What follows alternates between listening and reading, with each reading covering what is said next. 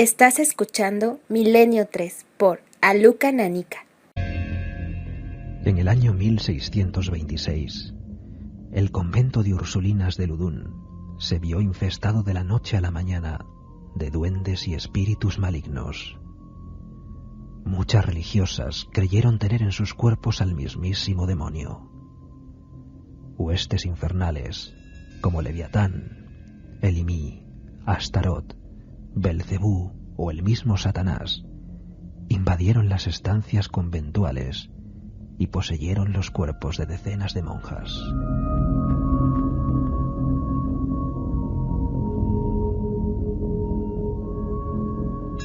Urbain Grandier, el sacerdote que fue acusado de pactar con el demonio y llevar el mal hasta el convento, sufrió brutales torturas durante el proceso que lo enfrentó al severo tribunal de la Inquisición. Le solicito mi perdón por todo aquello que me veo obligado a cumplir.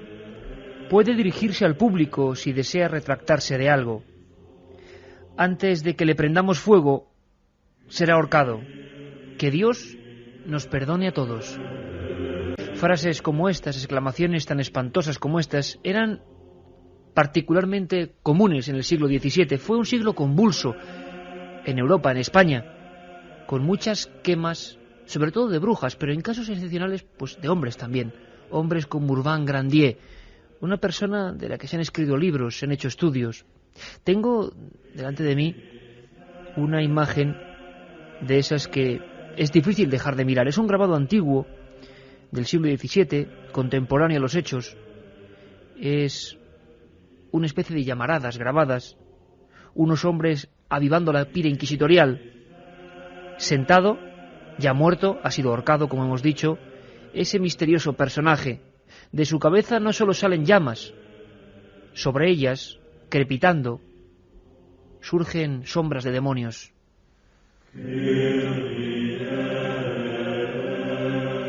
Esto que hoy nos espanta podía ser noticia en aquella época tan convulsa. El caso de las endemoniadas de Ludun sería tan solo uno, quizá el más popular. Pero hubo más, muchos, y nos dejaron infinidad de misterios.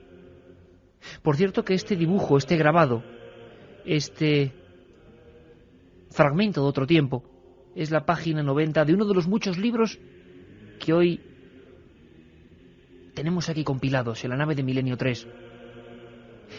Qué curioso, cada uno tiene una forma distinta de acercarse al tema. Uno dice el diablo en la Edad Moderna, otro demonios en el convento, y vemos el rostro de una monja inquietante. Bajo ellos el diccionario infernal. Pero si un libro ahora mismo está en el candelero es La Iglesia y sus demonios. Hoy sorteamos 3, porque tienen la particularidad de poder sumergirnos en historias como esta. Historias que, pese a quien pese, nunca fueron resueltas del todo. La otra realidad. Milenio 3. En la SER. Conventos repletos de endemoniadas. Carmen Porter, buenas madrugadas. Buenas madrugadas, Iker. Un tema en el que te has sumergido a tope en los últimos meses para escribir La Iglesia y sus demonios, con esta portada tan impactante. El libro de esta semana, nuestro libro recomendado.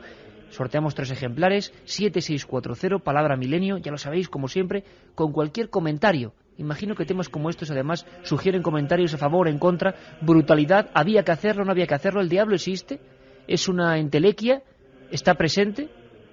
En el siglo XVII, desde luego, lo consideraban muy presente, constantemente, ¿verdad? Sí, que sobre todo a partir del siglo XV es cuando empieza a surgir más la figura del endemoniado. En un principio se lo relacionaba con brujos, con pactos, con el demonio. En todos ellos entraba la brujería, pero luego ya empezaron a separarse unas cosas de otras. Por un lado eran brujos, videntes, curanderos, y en otro ya se encontraban los poseídos, las poseídas o las endemoniadas. Sobre todo eran mujeres, y que a lo largo de la historia de la Inquisición el 70% de los casos que se dan, que llegan hasta las piras inquisitoriales, son las reas, son mujeres, 70%, nada más y nada menos.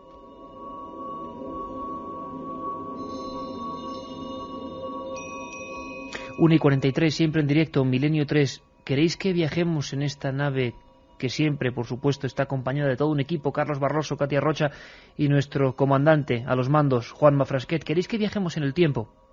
El equipo de producción de la cadena SER trabaja y además en estos últimos días tiene trabajo extra, por lo que luego os contaremos. Vamos a viajar hasta ese punto concreto del mapa, Ludun. Ocurrió algo difícil de olvidar para aquellas personas, aún hoy, 300 años después.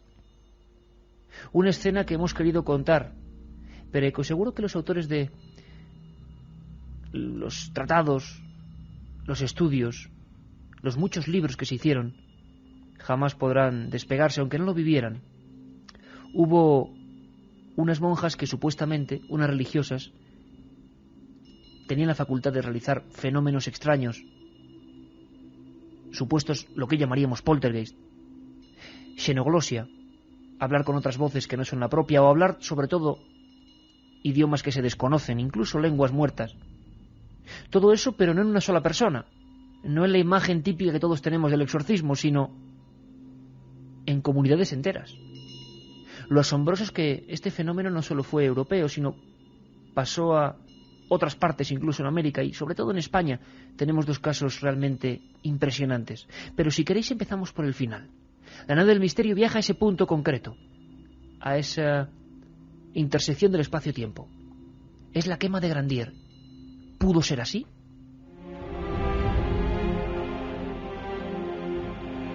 Sentado en una silla de hierro y atado a un poste, Urbain Grandier veía cómo bajo sus pies se acumulaban la paja y la madera, que muy pronto serían prendidas. Frente a él se levantaba majestuosa la iglesia de Saint-Pierre-du-Marché, desde donde tantas veces había hablado a sus convecinos.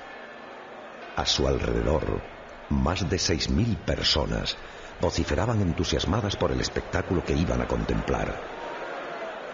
Mientras el verdugo preparaba la soga, varios frailes rociaban con agua bendita el estrado, donde se iba a llevar a cabo la ejecución, al mismo tiempo que recitaban unas extrañas plegarias. He aquí la cruz de Dios, dulce espíritus adversos. ¡Confiese! Le queda un solo instante de vida. ¡Confiese! Pactó con el demonio. No tengo nada que confesar. Y por virtud del Espíritu Santo. El verdugo acercó la antorcha a la pira, y en pocos segundos el fuego comenzó a quemar la carne del sacerdote. Todos los presentes pudieron escuchar cómo de entre las llamas salían gritos ensordecedores que se mezclaban con los rezos de los frailes. Te exorcizo, espécimen del fuego. La sangre de los mártires te ordena. Te exorcizo, criatura del humo. Huya y apártese de ti toda negligencia y maquinación del diabólico fraude. De la pira surgieron unas últimas palabras. Dios mío, apiádate de mí. Señor, perdónalos, Señor. Perdona a mis enemigos.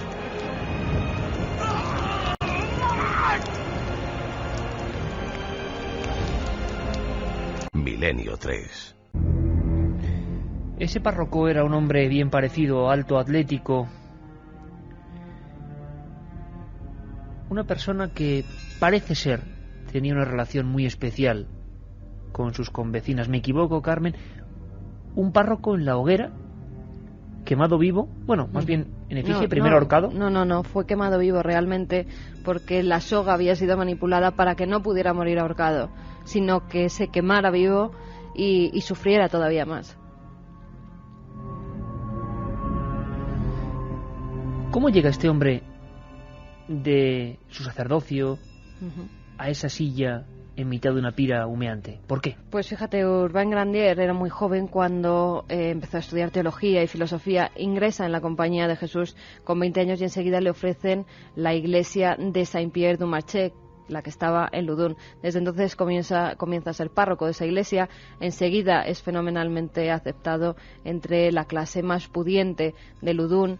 Todos querían invitarle a sus celebraciones, a sus fiestas, tenía muy buena educación, siempre era muy amable con todo el mundo, pero los hombres empiezan a sospechar que mantiene una relación que no es la de un cura con una feligresa, sino que hay algo más detrás de esos encuentros que tienen en la iglesia o en las casas de las feligresas. Es entonces cuando empiezan a investigar a este sacerdote. Luis Trincat, que era el fiscal de la ciudad, siempre había sido su amigo y siempre le defiende, incluso pone bajo su tutela, tanto educacional como dentro de la iglesia, pone a su hija, a Philippe, una chica muy joven, que muy pronto se enamora del sacerdote, el sacerdote también se enamora de ella y engendran un hijo.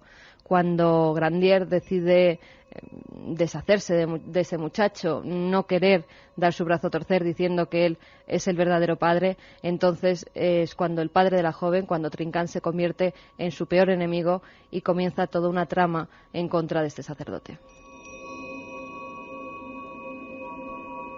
Trama digna de novela y que tú has convertido en ensayo en uno de los capítulos de La Iglesia y sus demonios, editado por Edad Carmen. Endemoniadas de Ludun, algunos intelectuales de grandísima talla han escrito sobre este asunto. ¿Por qué endemoniadas? Pues es a raíz de todo esto cuando una de las... Bueno, en Ludun se establece un convento de Ursulinas, llegan allí en 1626 y varias de las monjas dan clases a las muchachas de buena clase de Ludun. Es entonces cuando estas les empiezan a hablar de que el sacerdote, todo lo que se rumoreaba en torno a él, lo guapo que era, lo elegante que era, porque eso sí, parecía un hombre de muy buena talla, de muy buen ver, y a todo el mundo le llamaba la atención, incluso a las chicas más jóvenes. Ellas empiezan, las monjas, es el único contacto que mantienen con el exterior, a través de esas alumnas, empiezan a contarle pues todo lo que se dice en torno a ese sacerdote, y cuando el director espiritual del convento de esas Ursulinas muere, la Madre Superiora decide pues enviarle un recado pidiéndole que sea Grandier su nuevo director espiritual. Grandier en ese momento rechaza la invitación y a partir de ahí es cuando otro de los sacerdotes, el que esta vez ocupa el puesto de director espiritual, empieza a urdir la trama, ve en las monjas que eran muy dadas a la fantasía, a las imaginaciones, a los sueños. Decían que soñaban con que Grandier se metía en sus habitaciones por la noche, las hacía tocamientos, tenía relaciones con ellas. Es entonces cuando aprovechan ese momento y esas religiosas para esa trama, llevarla a cabo y acabar con la vida de Grandier. ¿Y de qué le acusaron, Carmen? De haber hipnotizado de alguna manera a ese grupo de religiosas, de haberlas convertido al mal. Pues sí, que en principio se dice que las propias monjas endemoniadas, que llega a ser todo el convento, dicen que Grandier ha pactado con el demonio, que ellas, cuando están poseídas, se lo ha dicho el mismísimo Satanás, que hay dos pactos que hizo con él y que por su causa, por su culpa, ellas tienen las huestes infernales dentro de sus cuerpos. Empiezan a dar una serie de rituales exorcistas, vienen exorcistas de todas partes de Francia para exorcizar a estas monjas, comienzan a hacer públicos esos exorcismos. Todas las semanas se reúne todo el pueblo para ver cómo empiezan a retorcerse, a dar alaridos, a hacer posiciones blasfemas, a blasfemar también de palabra. Y entonces es cuando la Iglesia y hasta el cardenal Richelieu hacen una investigación y dicen que efectivamente esas monjas están endemoniadas por culpa de Grandier. Asombroso, todo un convento. Y luego veremos que en España ocurrió, aunque desde luego se le dio mucha menos fama a este asunto. ¿Había fenómenos realmente significativos de que esas personas tenían algo más que una mera obsesión sexual? Bueno, había muchos fenómenos que, desde un punto de vista de la época, podían decir que eran extraños, que no eran normales. Se dio la xenoglosia, que es el hablar lenguas extrañas, hablaban en latín, aunque muchas de ellas nunca lo habían estudiado. También en algunas sufrieron estigmas. Sor Juana de los Ángeles, que era la priora del convento en la que se centraron sobre todo todos los fenómenos, incluso dijo que estaba embarazada, que tenía al mismísimo demonio en su vientre y que habría sido engendrado por Grandier. Y entonces todo ese tipo de cosas, llegaron médicos de otros puntos a los cuales también engañaron. En aquella época la histeria no se conocía también como enfermedad. Has dicho xenoglosia, Carmen. Yo creo que con este tema, que es un viaje en la historia, en el miedo humano, también deberíamos pararnos un momento e intentar recordar. Xenoglosia. Juanma, xenoglosia, ¿qué nos suena? Magnífico día para un exorcismo. Pero no te haría salir del cuerpo de Regan. Serviría para unirnos. ¿A ti y a Regan? A ti con nosotros. Mirabile dictu, ¿no crees? ¿Hablas latín? Ego te absolvo. Quod nomen mi est. Conyo. Quod nomen mi est. La plin de matana. ¿Cuánto tiempo piensas quedarte dentro de Regan? Hasta que se pudra y apeste bajo la tierra. ¡Miro malajeno! ¡Oh, me sonagaru! ¡Le dais moxet! ¡Le dais moxet! ¡Maru! ¡Nire! ¡Oh, me sonan! ¿Quién eres? ¡Miro malajeno! ¡Eigan no son! ¡Oh, nire!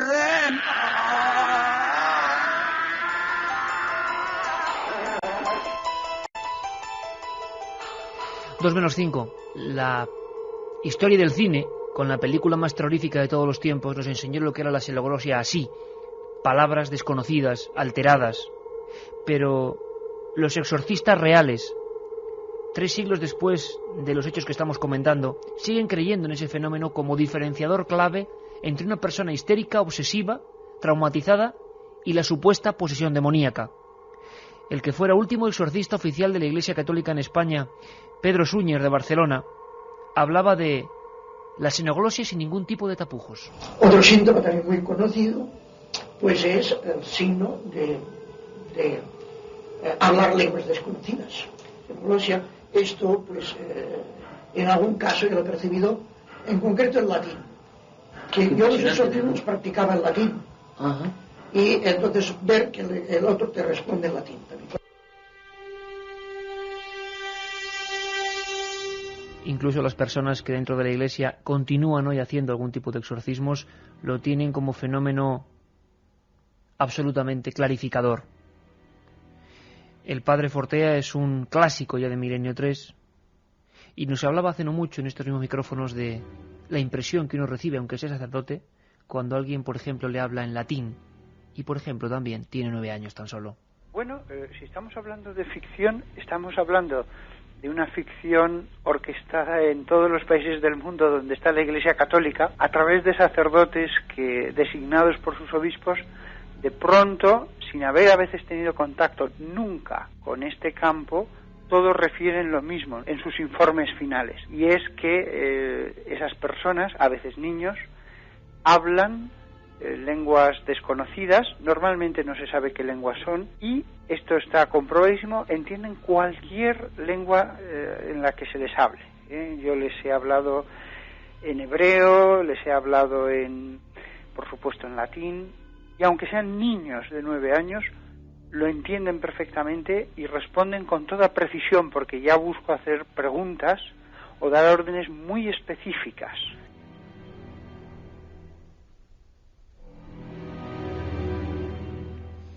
Vamos con los mensajes que nos llegan al 7640, ya sabéis, palabra clave, milenio, espacio y, como siempre, lo que queráis. Un amigo nos dice, en 1937, unos soldados estuvieron en el caserío de mi bisabuela. Pensaban que era bruja, puesto que cogía las ollas de agua hirviendo con las manos desnudas.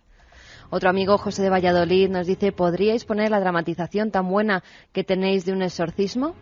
No sé si se refiere a una dramatización o al caso real, que mucha gente se creyó que era una dramatización. Alfredo nos dice, el mayor engaño del diablo es hacernos creer que no existe. Hola, hay que ver las torturas que te hacían antes de quemarle a uno, nos dice otro amigo. El diablo no existe, la Inquisición quería dejar que la gente siguiera siendo analfabeta. El diablo solo es una parte de nuestra psique, nos dice José desde Asturias. Paco de Madrid se pregunta si no intentarían esconder cosas a cuenta del diablo. Pues hemos visto que en este caso, al parecer sí. Existió, existe y existirá mientras alguien lo alimente y crea en él, nos dice Eddie desde Granada. Si se tiene fe en Dios, ¿por qué no en el demonio? ¿Y por qué las mujeres están marginadas en la Iglesia? Bueno, pues de mujeres, Carmen, si te parece, vamos a seguir hablando de esas monjas de Ludun, pero también de las monjas del convento de San Plácido de Madrid, un caso espectacular, y de muchos más que vamos a desempolvar esta noche en una investigación en vivo, con los mejores especialistas, personas del CSIC, historiadores, que se han metido en este tema sí, a fondo, y no lo han podido olvidar, desde luego. Son ahora mismo las 2:07, hay 22 grados, justo ha cambiado también ahora mismo, curiosidades, en el exterior de la Gran Vía, donde está, digámoslo así, el cuartel general de la nave del misterio. Juanma Frasquet en los mandos. Hacemos un mínimo paréntesis porque tenemos un par de noticias importantes que daros a todos. Está por aquí Katia Rocha. Katia, buenas noches. Buenas noches. Continuamos con las visitas de Milenio 3 a las diferentes ciudades y la próxima será de la primera quincena de julio, aún la fecha por confirmar, a La Coruña, que ya es un clásico todos los veranos ir allí. Sitio que te gusta mucho a ti, ¿eh? A mí me encanta La Coruña, siempre nos han tratado fenomenal en esa emisora, así que muy agradecidos volvemos. Y las firmas de la Feria del Libro, hoy ya sábado 11, claro, último día, de 7 a 9 de la noche. Iker, en la caseta del Corte Inglés, que es la número 162-163, firmará ejemplares de Camposanto, editado por Suma. Y del resto de la obra. Y del resto de los libros. Sí. Y Carmen, en la caseta 174 de DAF, el nuevo libro, La Iglesia y sus demonios, y también el resto de los libros. Oye, mañana entonces nos despedimos, Carmen, de la feria. Pues sí, mañana si quieren vernos, si quieren charlar un ratito con nosotros, si quieren que les firmemos los libros o que les hablemos de cualquier cosa, mañana se pueden cerramos ya ahí. el stand, ¿eh? Claro que sí. Además que han sido 2 días los anteriores, pues que hemos recibido todo el cariño de la gente, inmensas colas, Iker, que han sido reflejadas en los periódicos, y la verdad que es un placer tener oyentes así, que te sigan tanto y que te den el cariño. Mañana seguro que será más relajado y menos mal. Así que a ver si podemos charlar un ratito. De 7 a 9 en la Feria del Libro por la tarde. Y por cierto, último detalle, último apunte, y este creo que es muy importante. El domingo, de 5 a 7 de la tarde, hay un experimento muy especial para nosotros. Sabéis que Milenio Impacto fue un experimento también, una nueva forma de ver las cosas, quizá desde el punto de vista de estar en el lugar de los hechos, pero ahora queremos centrarnos también en la historia. Hoy también estamos haciendo un programa histórico, pero domingo, 5 a 7 de la tarde, no podéis perderos, una historia sobre una de las mayores crueldades de la historia también del ser humano, los campos de concentración.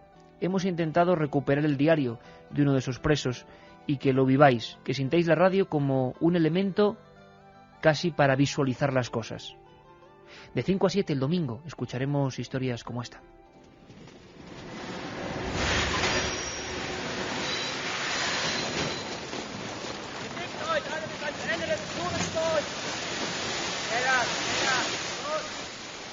Ratas judías, sean bienvenidas a Dachau. Aquel nombre retumbó en mis sienes y se quedó para siempre dentro de mi alma como un parásito de muerte. Cuando me puse en pie, tenía las piernas entumecidas y la sangre, agolpada y dormida, me hormigueaba por todo el cuerpo. Pero en aquel instante no tuve miedo ni sentí dolor. Estamos trabajando día tras día en intentar llevar a la imaginación de todos un documento muy duro, tremendo, de uno de tantos. Casi da igual el nombre, pero le hemos querido llamar Laszlo Kevorkian, una persona que vivió ese horror, el horror de los hornos crematorios, el horror de las salas de experimentos genéticos, con toda documentación real. 2 horas de viaje en el tiempo, viaje hacia el absoluto infierno, otra forma de ver también al diablo. De 5 a 7 el domingo. Os esperamos. Milenio 3, en la SER. Época absolutamente convulsa, decíamos, el siglo XVII. ¿Cómo al final se desencadenó de la historia de ese párroco también parecido, que subyuga a decenas de mujeres, que le acusan de endemoniado, que esas mujeres llegaron a un límite de la histeria realmente complicado y al final, pues bueno, lo queman?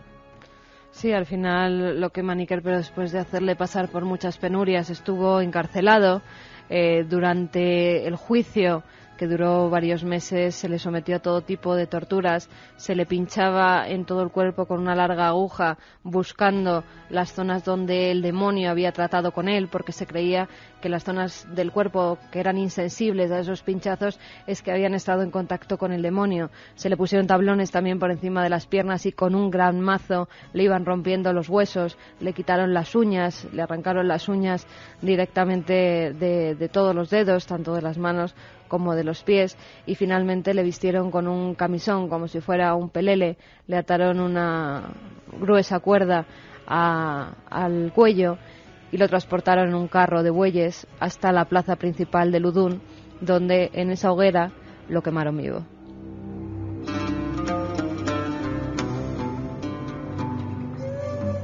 Una trama, un complot religioso, una historia de sentimientos nunca bien digeridos. ¿Qué efecto extraño producía el misterioso Grandier?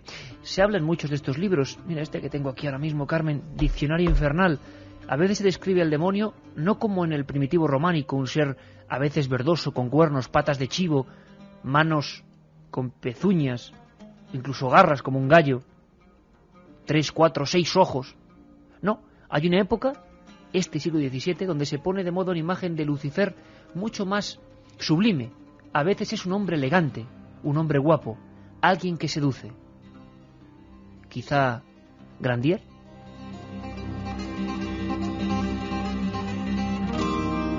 Os recuerdo que hoy sorteamos 3 ejemplares de ese La Iglesia y sus demonios, de nuestra compañera, la periodista Carmen Portero. Un fenomenal trabajo, y con vuestros comentarios, como siempre. Pero, ¿qué os parece que vayamos un poquito más allá?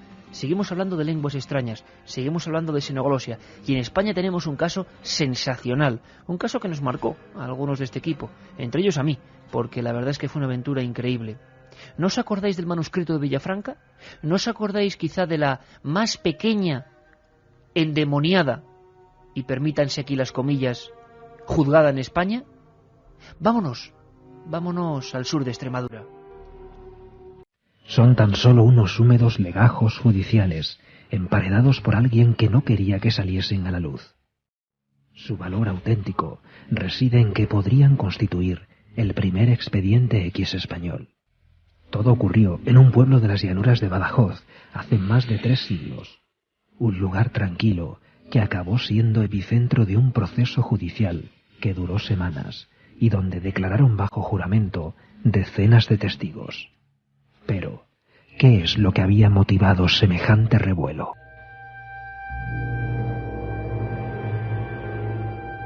Muy cerca de los sucesos de Ludun, en el espectro temporal, pasa algo en una calle del pueblecito extremeño de Villafranca de los Barros. Supimos de esto porque, nada más comenzar el año 2000, nos llegó un fax que indicaba, como una noticia perdida en los sucesos regionales, que una archivera había encontrado algo. La archivera de Villafranca había encontrado algo que nadie esperaba. Hay diferentes versiones, pero parece que por las obras de modificación de uno de los muros se abrió un hueco. Allí surgió una carpeta que ponía hechos sobrenaturales. Mi sorpresa fue mayúscula, fue increíble. ¿Tú te acuerdas, Carmen, cuando pude fotografiar aquel documento? Aquellas decenas de hojas perfectamente manuscritas con letra apretada de la época, porque era el primer juicio, un juicio de una niña y a su madre, Antonia Batista. Al final fueron excluidas, desterradas, confinadas. Hubo algo de justicia en el sentido de que se apiadaron de la pequeña, porque claro, matarla sería, yo creo, que demasiado salvaje. Y sobre todo quizá porque no se comprendía bien lo que había ocurrido. El diabolismo flotaba en el ambiente, hoy no lo podríamos comprender. En aquella época cualquier sistema de fenómeno que se produjera al margen de la lógica podía ser acusado de estar incitado por Satanás. Esa niña, Antonia Batista, tenía apenas 3 meses. Procedía de Olivenza, un pueblo portugués en aquella época. Y al parecer había dicho, ante testigos cualificados, perfectas palabras hiladas en latín con un significado. Con 3 meses se había puesto de pie, había mirado la concurrencia dentro de la sala del médico provincial de toda aquella zona y había hablado, parecía, por voz de otra persona ya difunta, porque ¿cómo aquella chiquilla iba a saber latín? Esto sería una habladuría más, una leyenda urbana o leyenda rural, de no ser porque, casi 400 años después, esa archivera encuentra, Pilar Casado, los legajos, los documentos, el juicio, 32 testigos, los alcaldes, los alguaciles, los curas. La niña había hablado e incluso se había tomado nota, como si fueran reporteros antiguos, de lo que aquella extraña boca enrojecida decía durante minutos. Algunas palabras pueden recuperarse en esos escritos. Dice domus austriaca conteret caput tum, varias palabras que muchos amigos y comentaristas de Milenio 3 han intentado traducir. Algo así como la casa de Austria aplastará tu cabeza. Parece ser que en el mismo lugar, después de varias investigaciones, se descubrió que hubo un crimen. Hay quien habló de un emparedamiento. ¿Qué le pasó a esa niña? El equipo de producción de la SER, en la voz de nuestro querido amigo ya desaparecido, desgraciadamente, Rafael Herrero Mingorance, recordaba este documento asombroso. El primer expediente X español, seguro, centrado en esa niña, Antonia Batista, quedaos con el nombre, endemoniada.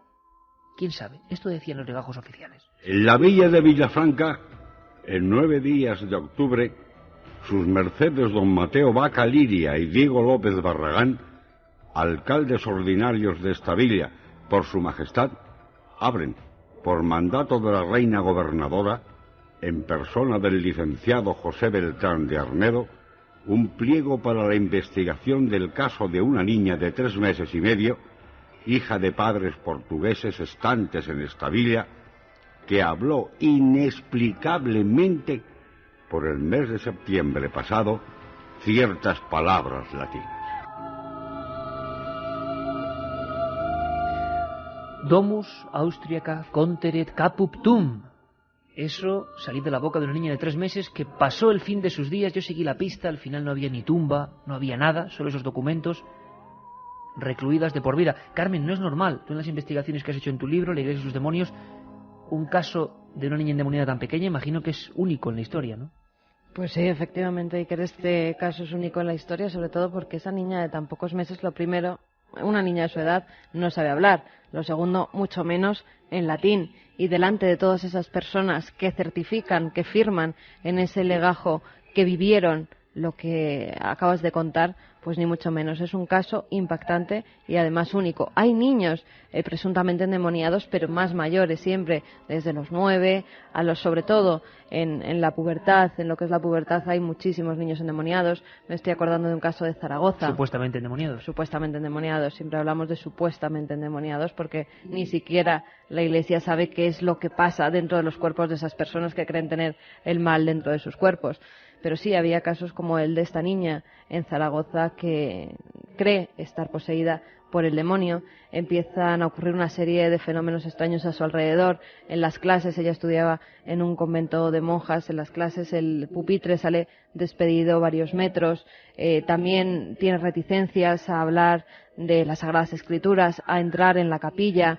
Cuando entra, lo que hacía era, creían que comulgaba y lo que hacía era guardarse la hostia consagrada que luego entregaba a un hermano suyo que pertenecía pues a un grupo demoníaco, que luego con esas hostias consagradas hacían lo que se llamaba la contramisa, que es la misa demoníaca, es decir, hacer todo lo contrario a lo que se hace en la misa ordinaria, invocar así también de cierta manera a Satanás.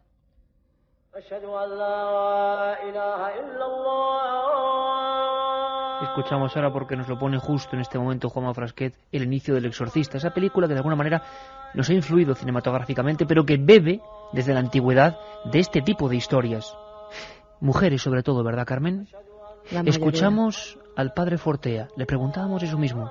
¿Por qué la mayoría de casos de los archivos inquisitoriales de Europa y de España, hablo por diferenciar, claro que España es Europa, pero países del norte de Europa sobre todo, y también España, donde la Inquisición fue muy activa, ¿por qué mujeres? ¿Por qué mujeres jóvenes? ¿Podía haber alguna explicación científica? ¿Algún trauma concreto en la época? Porque la mujer, desde luego, estaba bastante aislada, extorsionada. Las mujeres religiosas solo podían tomar el camino del convento. Una mujer excesivamente religiosa, pero que no estuviera en una orden, era mal vista. enseguida había fenómenos místicos, fenómenos extraños. O las familias que no tenían suficiente dote para pagar ese casamiento, lo que hacía era meter a sus hijas en los conventos y así, pues por lo menos las dejaban a buen recaudo, o eso creían. Mujeres, ¿por qué mujeres? Nos responde el padre José Antonio Fortea. Pues sí que son más mujeres y tampoco sé cuál es la razón. Todos los que atendemos casos de posesión en cualquier parte del mundo, todos le dirán que por lo que sea hay más mujeres posesas. No se ponen ellas más en el peligro. Tampoco creo que se pueda decir que son ellas más las que recurren al sacerdote. No pienso que esté por allí la razón. En este campo hay más cosas que desconocemos que las que conocemos. Vamos con los mensajes que nos llegan a ese 7640, ya lo sabéis, palabra clave milenio, y sorteamos ese libro, La Iglesia y sus demonios. Quique desde Huelva nos dice: siempre habrá demonios, todos los llevamos dentro, al igual que un ángel que hace que las dos fuerzas se neutralicen. Lo malo es cuando el mal vence. El diablo existe, ¿acaso hace falta más pruebas? Me encanta Milenio, nos dice Guillermo desde Ciudad Real. En el siglo XVII te podían acusar de estar poseído solo por discrepar con la Iglesia. Pues es cierto, completamente cierto.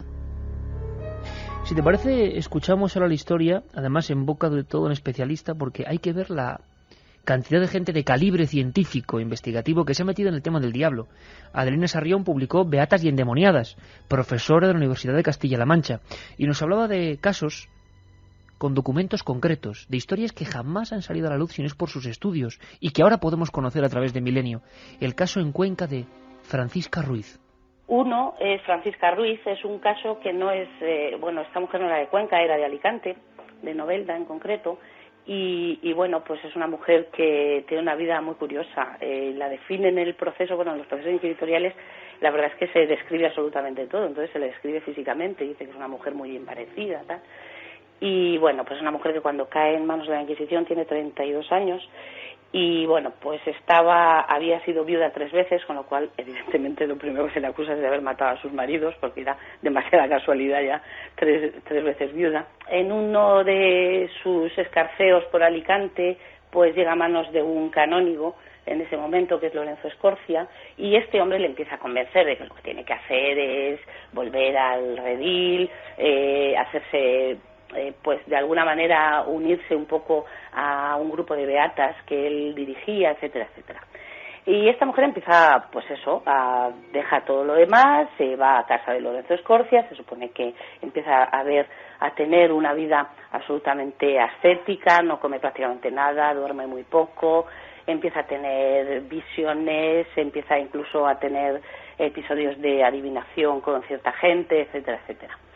Y bueno, pues el caso es que también en la iglesia, por ejemplo, pues tenía comportamientos muy extraños, como era que cuando iba a comulgar, pues parecía que rechazaba la comunión, tenía temblores, tenía no sé qué. Al final es denunciada a la Inquisición, y la Inquisición lo primero que hace en casi todos estos casos es definirlas como endemoniadas.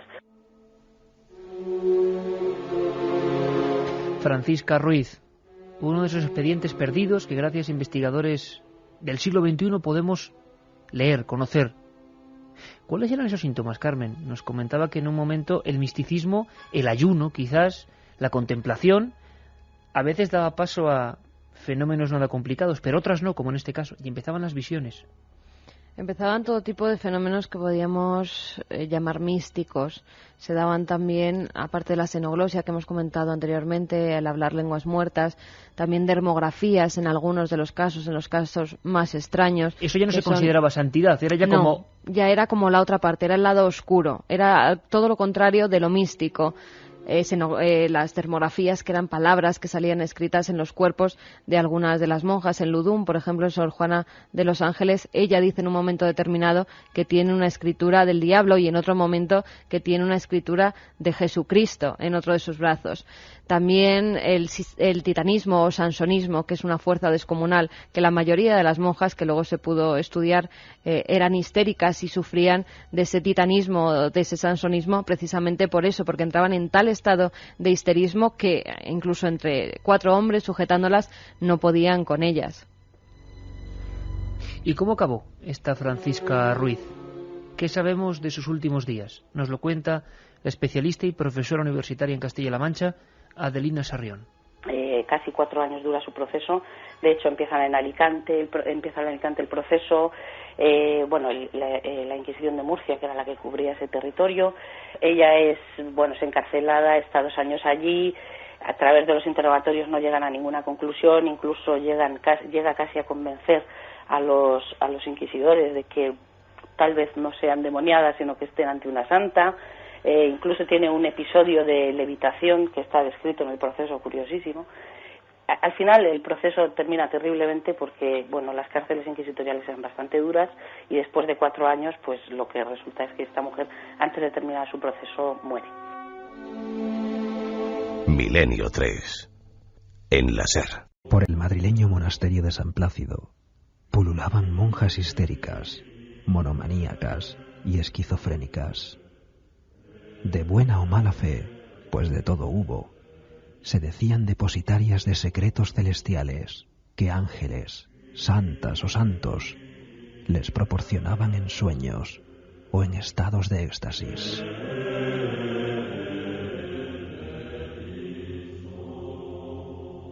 Las endemoniadas, que enseñaban a menudo sus estigmas y decían poseer dones proféticos y milagrosos, se mostraban ante cientos de fieles boquiabiertos, vociferando y realizando contorsiones imposibles. Muchos de los implicados acabaron en las cárceles del Santo Oficio. Convento de San Plácido, auténtico expediente X del que sabíamos muy poco, una historia alucinante, como digo yo a veces, y creo que en este caso no exagero, digna de película. Pues sí, que si estos casos, alguno de ellos los cogiera Spielberg, de verdad que haría una película con ellos terrorífica. Y aquí al lado, además. Pues sí, lo tenemos al ladito, el convento de San Plácido. Todo empieza con la historia de Jerónimo de Villanueva y Teresa Valle de la Cerda. Ellos eran 2 personas pertenecientes a la nobleza madrileña, a la nobleza de la corte, que en un principio sus familias dicen que se van a casar, como aquella época que se hacían los matrimonios por conveniencia. Pero en un momento dado, Teresa Valle de la Cerda dice que tiene una revelación, que quiere hacerse monja y que quiere fundar un convento. En aquella época se pedían muchas fundaciones de convento y tardan unos años en darle el beneplácito. Al final, en 1624, le dan la licencia para fundar ese convento. Fíjate, Carmen, que todos los casos se producen en un fragmento de tiempo de 30 años casi. Efectivamente, Iker, están todos muy juntos en el tiempo. Fundan ese convento, se traen a una abadesa, que ya era monja, se la traen de otro convento, a Andrea de Celis, y también entre las novicias pues se nombran novicias a Teresa Valle de la Cerda, a su tía Ana María de Loaysa, que además tenía fama de santa, Anastasia, que era una chica de servicio que había estado en una casa de una marquesa, y ya durante su servicio en ese domicilio había tenido algunos actos de endemoniamiento, fue exorcizada en varias ocasiones, y también en el convento entra Gregoria de Hoyos, que también había sido sometida a ese ritual. O sea que de momento tenemos, Carmen, un convento nuevo en pleno corazón de Madrid, pero con novicias que ya tienen un pasado extraño. Una bomba de relojería, vamos. Totalmente, Iker. Tú imagínate, la mayoría de ellas muy jóvenes, estaban en una edad entre los 17 hasta los 25 años, y entra como director espiritual del convento Fray Francisco García Calderón. Él era el director espiritual de las monjas, y el religioso ya en Sevilla se le había relacionado con lo que llamaríamos en esta época sectas, con iluminados. Los iluminados de la época en Sevilla, que fueron tremendos, de contemplativos y además muy pecadores en muchas ocasiones. Efectivamente, y eso que dices de pecadores, ya se le había relacionado a este sacerdote con tocamientos, con relaciones con algunas de sus feligresas y monjas. Nos encontramos otra vez, Carmen, con la misma fórmula, un grupo heterodoxo y muy raro de monjas, pero también un inductor, una persona, un ser masculino, que algo hará por ahí, no lo sé. Pues la verdad es que sí, porque transcurrido 1 año y 3 meses desde que comienza a hacerse cargo del convento, se empiezan a dar estos fenómenos extraños. La primera en asegurar que estaba endemoniada fue Luisa María de Rivero, que comenzó a sufrir desmayos, no dormía. Al principio creían que era por ayuno, por esos largos ayunos que anteriormente tenían en los conventos, pero empieza a hacer movimientos extraños, empieza a dar alaridos, a removerse, a no querer entrar en la iglesia, en la capilla donde rezaban, y a raíz de ella, justo antes de que acabe el año, en 1625, ya eran 22 las monjas posesas en el convento.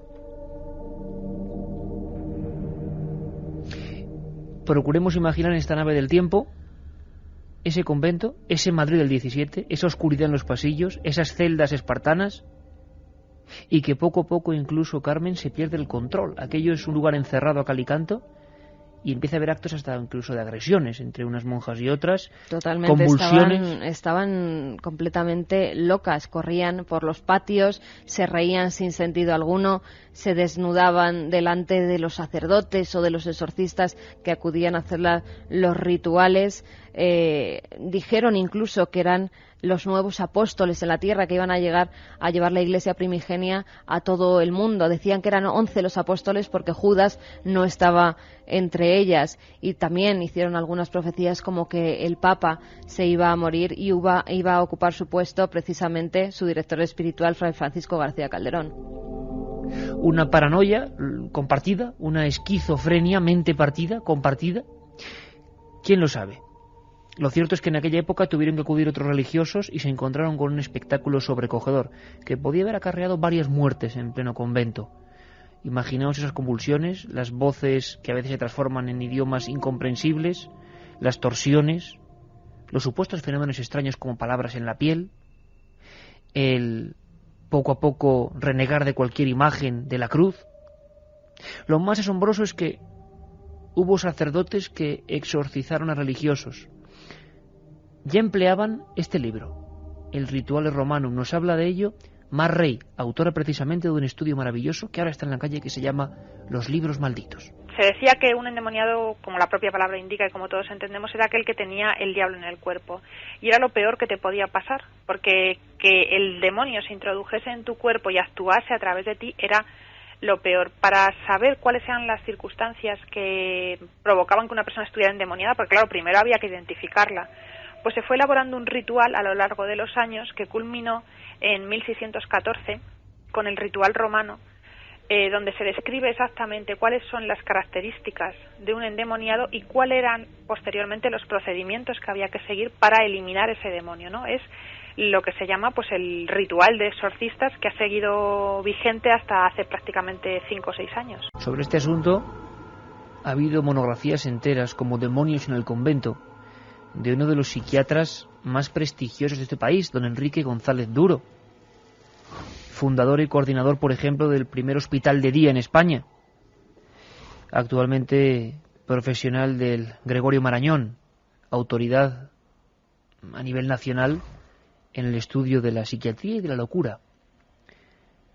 Él se metió en esta historia y, como todos los que se meten en estos casos, empiezan a descubrir cosas, se empiezan a obsesionar. Vaya si lo sabemos eso, ¿eh? Carmen, lo que es eso.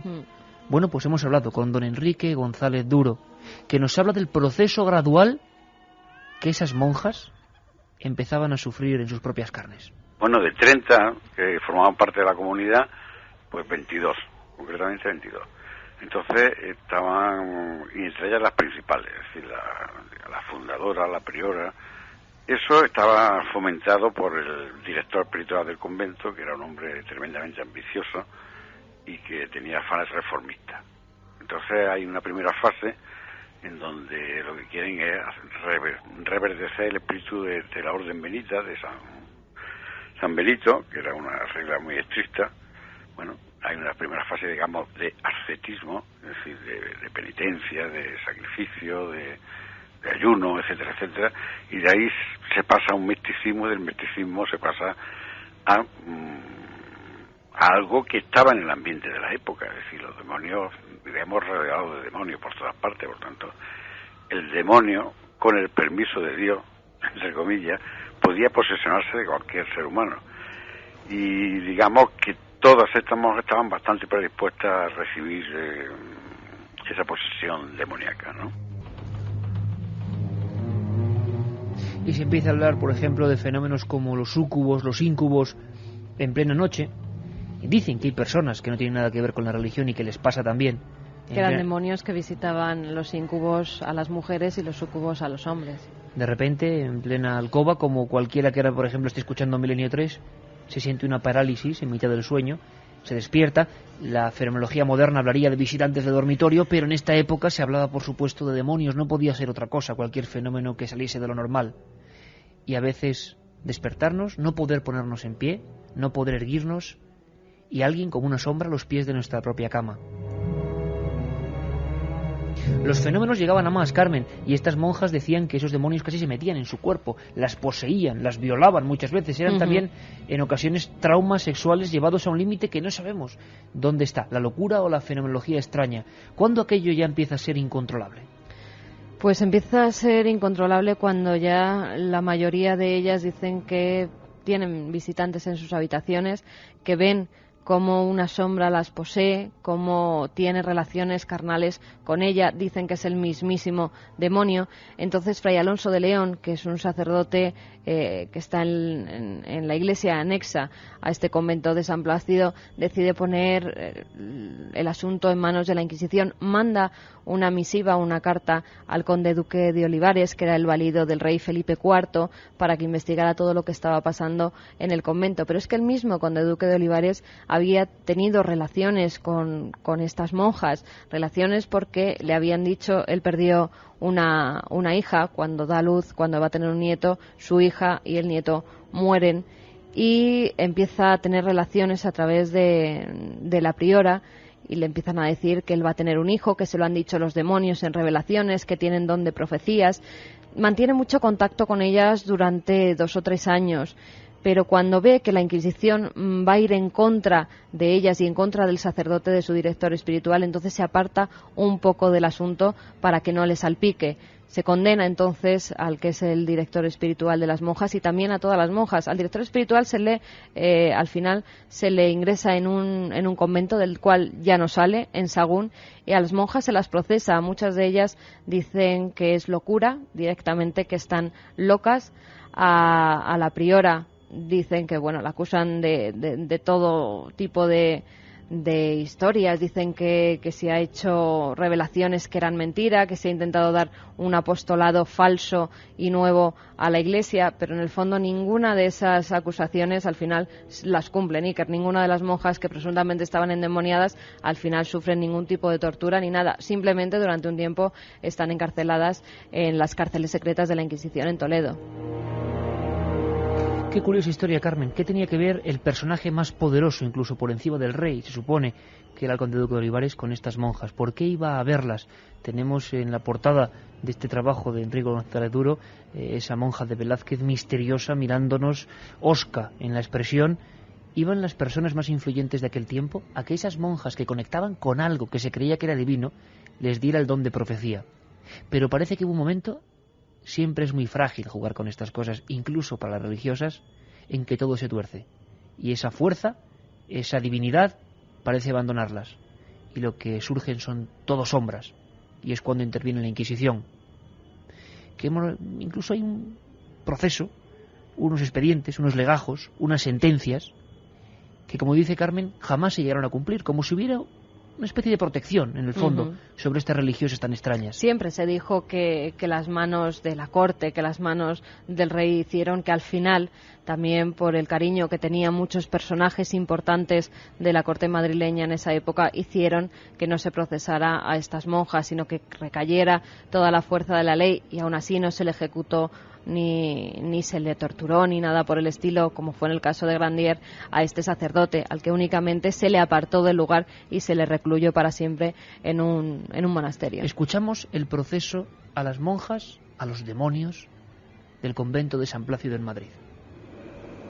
En la audiencia de la mañana del Santo Oficio de la Inquisición de Barcelona, a 3 días del mes de julio de 1628 ante los inquisidores don Pedro Fernández de Cea y Juan Santos de San Pedro, se pone de manifiesto que en el convento de San Plácido hay supersticiones y abuso de sacramentos, y principalmente del de la Eucaristía, e indicios de la comunicación con el demonio, ficción de revelaciones en diversas materias, especialmente haciendo profecías de diferentes cosas, y una escandalosísima, que es nueva institución del apostolado y segunda redención del mundo y predicación universal por mujeres con título de apóstoles y otras cosas dignas de censura.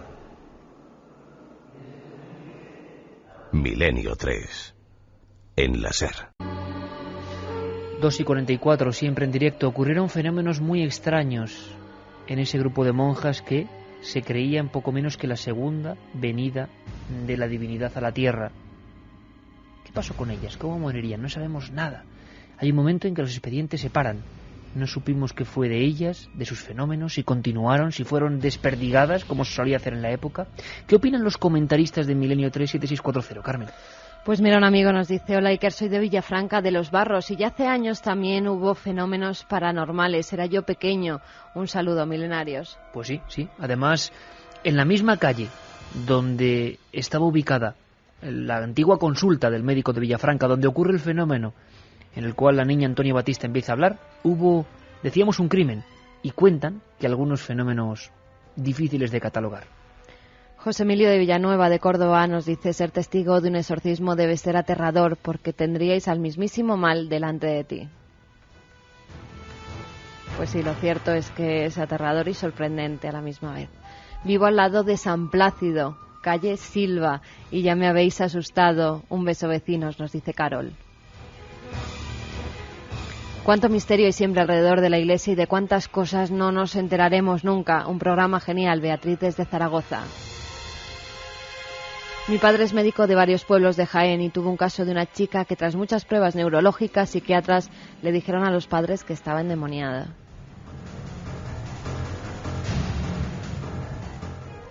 ¿Qué hay de verdad sobre el exorcismo realizado por el Papa? Pues es cierto, y no solo uno, sino 3 exorcismos llevó a cabo el Papa en distintas personas. Dicen que muchos de estos casos misteriosos son consecuencia del poder de la mente, pero qué mayor misterio que precisamente el de la mente, nos dice Carlos desde Las Palmas. Pues efectivamente, Carlos, casi me has quitado la palabra de la boca, porque muchas personas dicen, por ejemplo, la locura, pero es que la locura sigue siendo un universo que no sabemos casi ni dónde empieza ni dónde acaba, un fenómeno extraño en sí mismo. Don Enrique González Duro, el psiquiatra, lo sabe perfectamente. Lo lleva investigando y analizando toda su vida, por eso se fascinó con los fenómenos que les ocurría a ese grupo de personas. Porque, que digamos locura, no quita un ápice de misterio a algunos fenómenos que incluso contagian al cuerpo humano, transforman el cuerpo. No anda tan desencaminada la ficción cuando a veces contorsiona cuerpos, gira extremidades, cambia el rostro, pone los ojos en blanco. Eso lo han visto los psiquiatras, lo han visto los sacerdotes, lo hemos visto los periodistas. Que sea locura es simplemente como echar el balón a otra parte, sigue siendo un misterio. Enrique González Duro nos habla de eso, misterio con esas monjas y también misterios políticos, como nos adelantaba antes Carmen. Vivencias estáticas, digamos, tipos Teresa de Jesús, que alternaban con fenómenos de convivencia de posesión diabólica.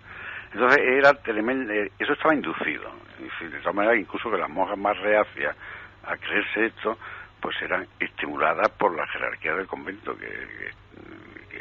Y entonces lo que querían era gastarse la voluntad del conde duque de Olivares para que les diera fuerza y poder para expansionarse. Y una de las cosas importantes era la profecía que le hicieron al conde duque de Olivares de que iba a tener un hijo varón, que se había quedado sin hijos y se había quedado sin herederos, prácticamente por su única hija. Entonces engatusaron al conde duque de Olivares, y hay toda una correspondencia entre esta priora y el conde duque de Olivares, ¿no? Por eso esta historia está impregnada de matices políticos, ¿no? Y no sería la única. Religiosas más o menos extrañas condicionaron la vida de personajes muy importantes dentro de nuestro país. En este caso, los demonios o endemoniadas del convento de San Plácido con el conde duque de Olivares. En el caso, por ejemplo, de Sor María Jesús de Ágreda, una mujer que se bilocaba, supuestamente, claro, que fue encerrada, fue investigada por la Inquisición, tenía fenómenos místicos de esos que ya no se sabe dónde está el bien y el mal, tuvo una correspondencia fluida con Felipe IV. Y este rey hacía caso de lo que decía esa mujer desde su celda en Soria. El tema es mucho más serio de lo que parece. Mar Rey, lo hemos dicho, historiadora, doctora en farmacia, ha hecho un compendio único en su género, Libros Malditos. Hay libros sobre el demonio. Ha sido una de las fuentes más prósperas para las imprentas, sobre todo en el medievo, y sobre todo a partir de Gutenberg, por supuesto. Libros de todo tipo para combatirlo, para conocerlo, para aproximarse a él o para alejarlo. Antes nos hablaba del Rituale Romanum, ahora Carmen nos habla del más famoso bestseller de la historia del demonio, Malleus Maleficarum. Es el primer libro que se escribe contra las brujas, ¿no? Aparece publicado en 1482, lo escriben dos inquisidores alemanes ya mayores que se dedicaron muchísimo a la persecución y a la caza de brujas. Tenemos que entender en primer lugar que las brujas se consideraban en ese momento como los agentes de Satán en la tierra.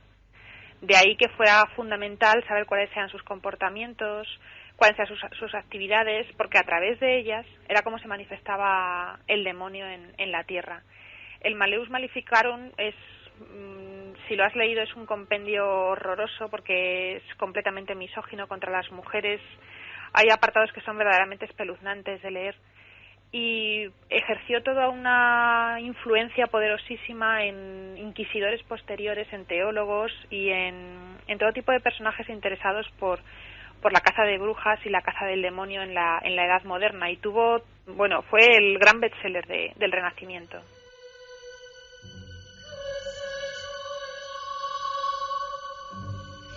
...3:10, Carmen, estoy hojeando tu libro y veo documentos, sobre todo grabados. Hay una última parte sobre grabados antiguos del demonio y es tremendo cómo la imaginación le ha agregado formas, piezas de animales, caras de niños.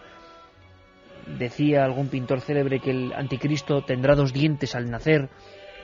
Escenas tan impactantes que luego mucha gente las veía en su mente.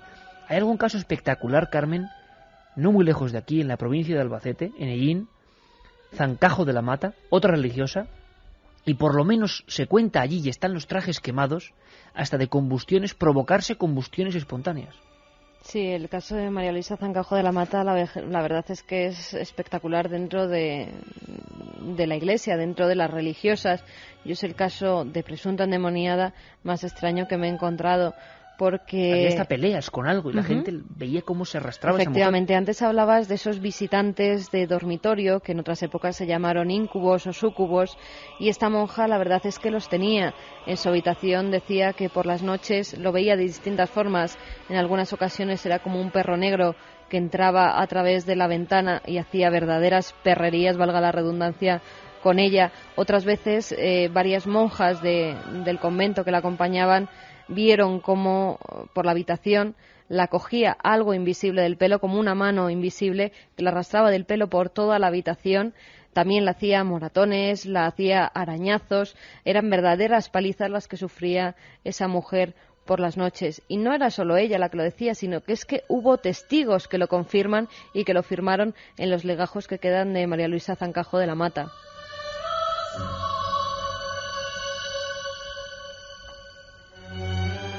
Casos que duermen en la piel de toro, olvidados en muchos archivos que nunca han salido a la luz, que solo por la fe y la fuerza y el tesón de muchos investigadores poco a poco vamos conociendo. Una realidad que se ha mantenido siempre al margen, prohibida, tabú por completo.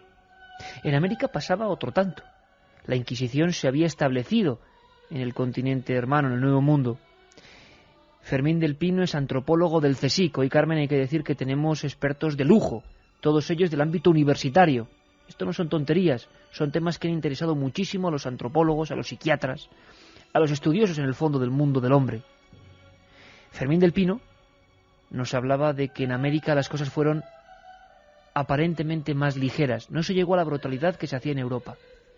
Al principio se le somete, como en los demás casos de la Inquisición, a un proceso muy detenido, en la medida en que el acusado, el reo, cedía a la acusación y se declaraba culpable, se le eximía de mayores condenas. A veces había alguna condena de tipo no físico, de tipo condena de pérdida de bienes o de encarcelamiento.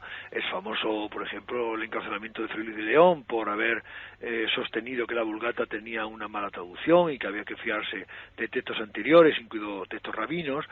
Pero en el caso de las brujas, se sostenía un diálogo muy minucioso, muy detenido entre el reo y el inquisidor. De hecho, las leyes de la Inquisición eran bastante curiosas. El reo podía señalar a una lista de personas que se sabían enemigas y que no podían actuar como acusadores. Es decir, la Inquisición, a su vez, tomaba ciertas garantías para que no se diera una inmunidad en la acusación. Pero es evidente que el sistema de interrogatorio incluía la tortura, incluía la presión social, y en muchos casos se culminó con desgracias terribles, ¿no? Desgracias como con la que empezábamos este programa, la quema del párroco misterioso Urbán Grandier en Ludun. Fermín del Pino es autor de Demonios, Sociedad y Religión entre España y América, publicado por el Consejo Superior de Investigaciones Científicas. Y es que el tema de El Príncipe de las Tinieblas hipnotiza incluso hasta los científicos. A Murray le ha dejado muy preocupado el asunto de tantos libros misteriosos, algunos incluso casi con poderes maléficos. Algunos utilizados por una especie de contraiglesia. Carmen antes hablaba de un caso en Zaragoza, 1934, efectuado o investigado por el último exorcista que tuvo decenas de casos, padre Francisco de Paula Solá, en la cual la muchacha se metía hostias sagradas en la boca y las pasaba a su hermano, que las guardaba en un pañuelo, se las sacaba de la boca, las guardaba en un pañuelo y se las entregaba a su hermano. Y su hermano hacía prácticas de antiiglesia, como se llamaba. Bueno, pues también había libros, también había manuales para esos que estaban en el lado oscuro de la religión oficial. Y luego estarían los compendios antisupersticiosos, que se empezaron a publicar también a principios del Renacimiento y donde se intentaba explicar a los teólogos y a los curas de pueblos pequeños qué era superstición y qué no lo era.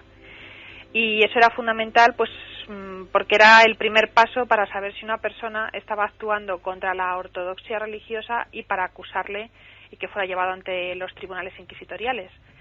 Luego están los tratados demonológicos propiamente dichos, ¿no?, donde se hacen descripciones exhaustivas de los demonios, las legiones demoníacas. Ahí hay un libro que a mí me causó mucha impresión cuando lo vi, que se llama Patrocinio de Ángeles y Combate de Demonios. El título ya de por sí ya es bastante curioso, ¿no? Y es un libraco, podríamos decir así, en tamaño folio, que tiene 900 páginas, escritas a 2 columnas. Te puedes imaginar toda la información que suministra. Bueno, pues todo dedicado absolutamente al demonio. Las distintas legiones de demonios, cómo se estructuraban. Es toda una descripción de lo que es la iglesia satánica que se ha entendido a lo largo de la historia, pero fundamentalmente en ese periodo, ¿no?, en lo que son los siglos XVI y XVII.